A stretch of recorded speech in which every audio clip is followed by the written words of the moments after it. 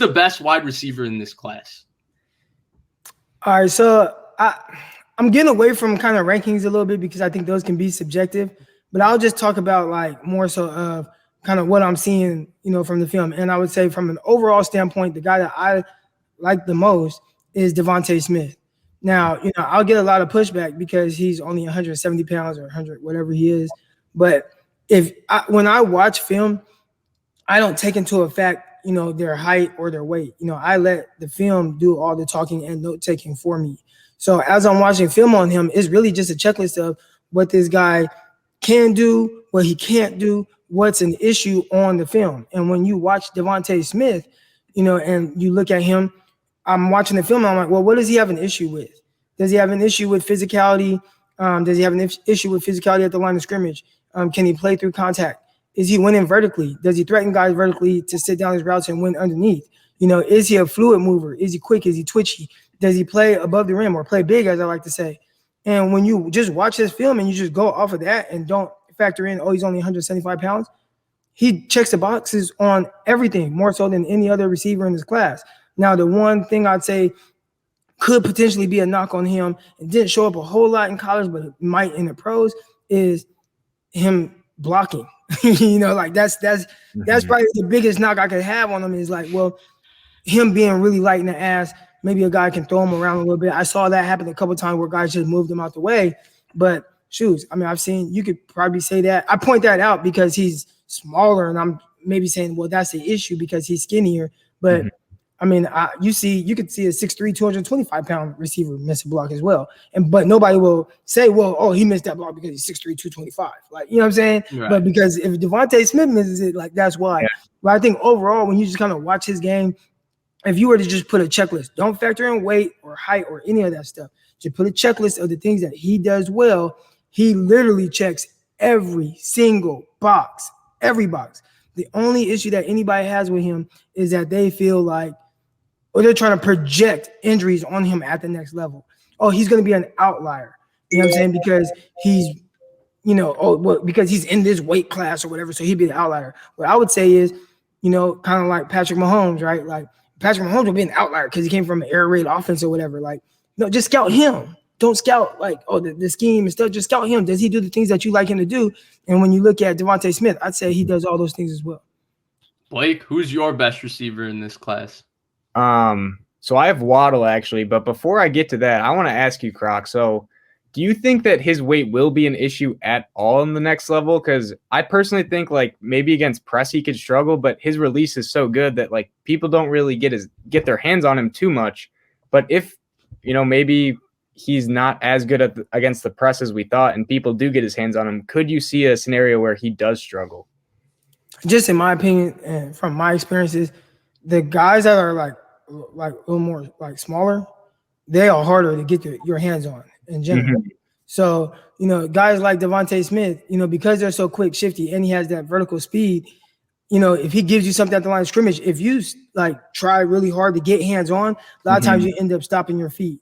And if you stop your feet, you lock your hips. You lock your hips, it's going to be really hard to be able to turn and run with this guy or match him. So then you end up getting in what I call your clock gets sped up. When your clock gets sped up, your technique all goes out the window. So we saw that with like J.C. Horn. J.C. Horn is this big and physical corner in this class. But I saw him, at the line of scrimmage, it's hard to get hands on Devontae Smith. Devontae Smith pushes vertical, boom, sits it down. You see Horn keep going upfield. Happened with Derek Stingley, right? Probably going to be the top corner in the class next year. Devontae Smith gave him fits. Why? The threat of going vertical, sits his route down. What does Stingley do? He falls. He's that threatened by the vertical speed. When he sits it down, he can't stop. He can't react. He falls down. So I think a lot of people think like, he's small. Guys are going to get their hands on him. Like, dude, those are the hardest guys to press. And I'm speaking from a 6'1", damn near 6'2", 200-pound corner. Like, that's what I was. I was a physical guy at the line of scrimmage. I would much rather press a bigger guy because those guys are much easier to press than the smaller guys. You know what I'm saying? So people would say that that's going to be the issue with Devontae Smith.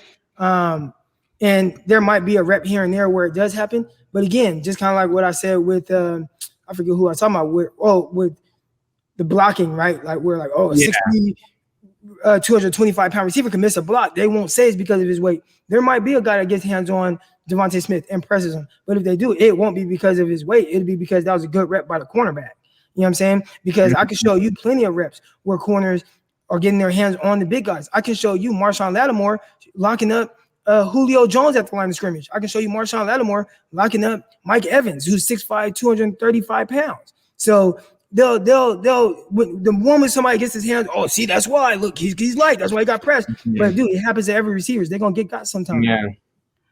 Interesting. So Blake, go ahead. Why is Waddle the best receiver in this class? Yeah, so I was actually going back and forth on this one because I like Smith, Chase, and Waddle. I think most people do, but the more I watch Waddle and the more I see just obviously the speed's there, like he's a 4.3 guy, but what most really fast receivers don't have is the ability to, be twitchy, cut on a dime, and be able to like change direction as fast as he does. And it reminds me of Tyreek Hill as the guy that can change direction like he does. So I think after the catch, he can obviously like take over games, after the catch, like slants and stuff like that, in routes, even comeback routes, like he can break tackles decently, but game-breaking speed in the point where like people have an angle on him, but a slight hesitation or a slight head movement he'll just burn past him. So I think he'll honestly be really good in that sense, and the fact that he can take over games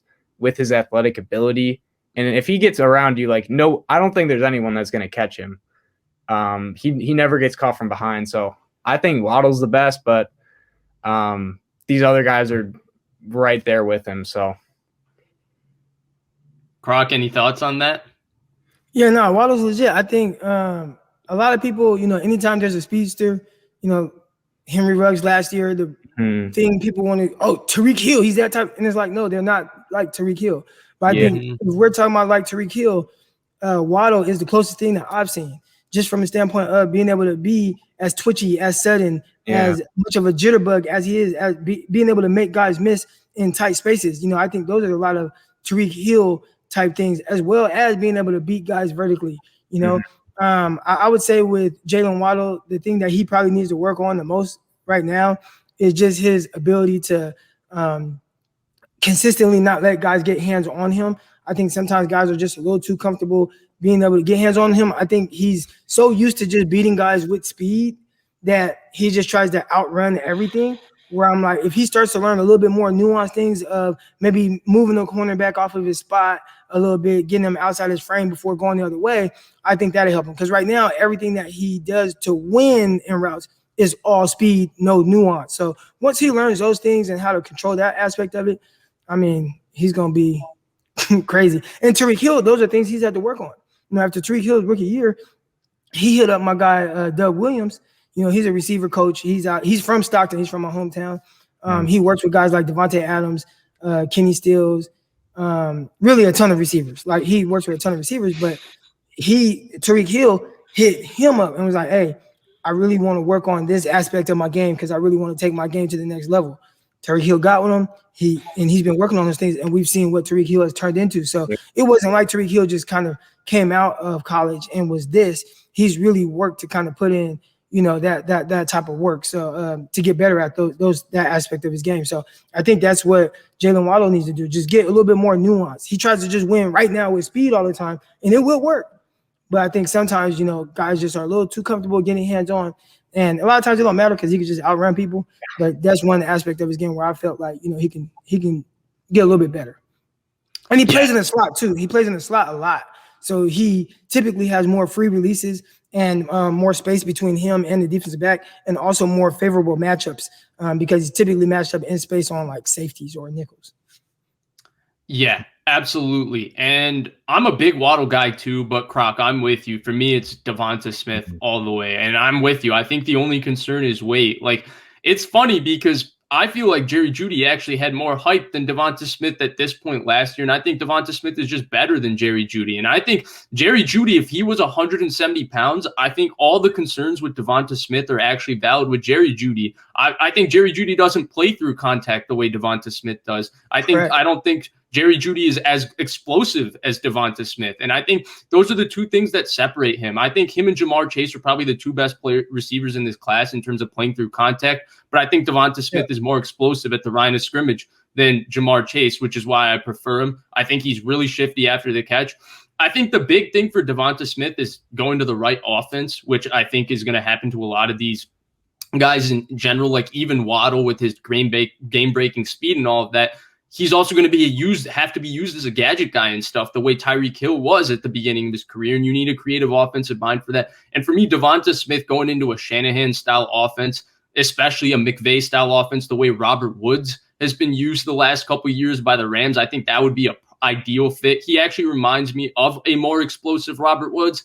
And Croc, you brought up the blocking thing. The way Devonta Smith plays, I actually don't think blocking is going to be a problem because he's such a hard-nosed, tough football player. I think he's going to be willing to get his nose dirty, and he's going to be willing to put his body on the line and play like that because that's just the kind of competitor he is. So I personally don't even think that's as much of a problem. I love Devonta Smith. No, you're right. No, on film, I think both him and Waddle, they definitely, because Waddle's small too. He's only like 5'10", 180 pounds. And I don't even know if that's his like legit measurements. He might be shorter than 5'10". But both of them, when they go to block, they put all little 175 pounds of their bodies into the defender trying to block him. It's like maximum effort. So I'm assuming maybe Nick Saban like threatens them or something because that's the type of effort that they put into blocking. Now I think Devonta Smith is actually a better blocker than Jalen Waddle, but no, you're spot on with that. With just the effort is definitely there.